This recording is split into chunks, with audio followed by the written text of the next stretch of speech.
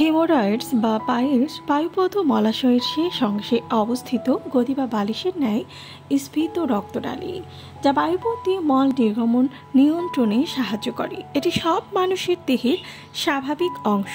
উপসর্গ দেখা দিলেই ওই স্ফীত রক্তনালীর সমৃদ্ধ অংশগুলোকে পাইলস বা হেমোরয়েডস বলা হয়। পাইলসের উপসর্গ যে কোনো মানুষের হতে পারে। গর্ভকালীন মায়েদের হরমোনের প্রভাবে পাইলস হওয়ার আশঙ্কা বৃদ্ধি পায়। এক্ষেত্রে বায়ুপথের বাইরের রক্তনালী বেরিয়ে আসে এবং জটিলতার আশঙ্কা বেড়ে যায়। এটির উপসর্গ বায়ুপথে রক্ত যাওয়া, যা সাধারণত টকটকে লাল, চুলকানি, বেদনা, জ্বালা হয়। বায়ুপথের চারপাশে ফোলা, মলত্যাগের সময় বায়ুপথে ব্যথা অনুভব করা আর মলত্যাগের পর শ্লেষ্মা নির্গমন।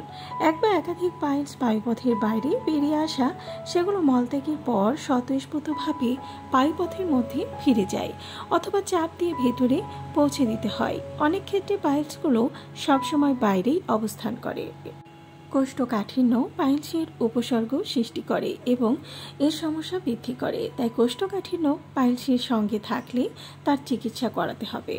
ওষুধের মাধ্যমে চিকিৎসার আগে অথবা পাশাপাশি কোষ্ঠকাঠিন্য আর পাইলসের উপসর্গ পরিহার করার জন্য স্বাস্থ্যকর খাদ্যাভ্যাস গড়ে তুলতে হবে এবং জীবন পদ্ধতি পরিবর্তনও করতে হবে।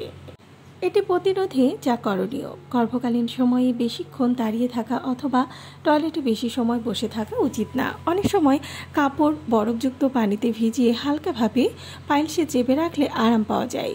পাইলস বেরিয়ে এলে সাবধানতার সাথে পিচ্ছিল লুব্রিকেন্ট জেলি দিয়ে ভেতরে ঢোকানোর চেষ্টা করতে হবে।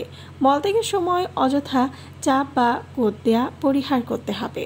মলত্যাগের পর শুষ্ক কাগজের পরিবর্তে ভেজা কাগজ দিয়ে হালকা ছোঁয়ার মাধ্যমে মলদ্বার পরিষ্কার করতে হবে। পাইলস ফুলে বেরিয়ে থাকলে কুসুম গরম পানিতে পাইলস ডুবিয়ে বসলে অনেক সময় আরাম লাগে। উপসর্গ বেশি হলে ডাক্তারের পরামর্শ নিতে হবে এবং প্রদাহনাশক ক্রিম বা অয়েন্টমেন্ট ব্যবহার করতে হবে। ডাক্তারের পরামর্শ ছাড়া কোনো ওষুধ ব্যবহার করা উচিত নয়। জীবন সংকটময় জটিলতা না হলে গর্ভকালীন সার্জারি বা শল্য চিকিৎসা পরিহার করা হয়, কারণ বাচ্চার জন্মের পর সাধারণত পাইলস উপসর্গের উন্নতি হয়।